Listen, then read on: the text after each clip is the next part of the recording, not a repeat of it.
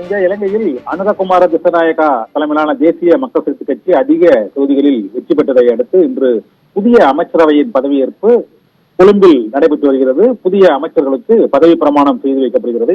இதன்படி இலங்கை அமைச்சரவையில் இதுவரை 2 தமிழர்களுக்கு பதவிகள் வழங்கப்பட்டிருக்கின்றன.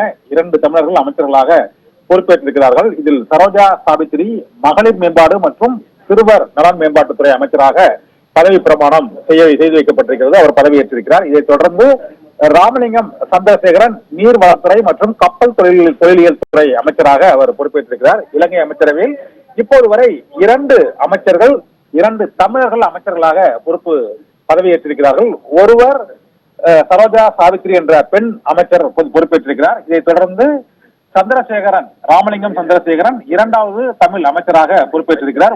3வது அமைச்சராகவும் ஒருவர் பொறுப்பேற்க வாய்ப்பு இருப்பதாக தகவல் வந்திருக்கிறது. ஆனால் தற்போது பதவியேற்பு விழா தொடர்ந்து நடைபெற்றுக் கொண்டிருக்கிறது. இதுவரை நடைபெற்ற பதவியேற்பு நிகழ்ச்சியில் பிரதமராக ஹரிணி அமரசூரியா பொறுப்பேற்றிருக்கிறார். அவர் ஏற்கனவே இடைக்கால பிரதமராக பதவி வகித்தார். இன்றும் அவர் அனுரகுமார திசாநாயக்க முன்னிலையில் பிரதமராக தேசிய மக்கள் சக்தி கட்சியின் ஹரிணி அமரசூரியா புதிய பிரதமராக பொறுப்பேற்றிருக்கிறார். இது தவிர விஜித ஹேரத் வெளிவிவகாரத்துறை அமைச்சராக பொறுப்பேற்றிருக்கிறார்.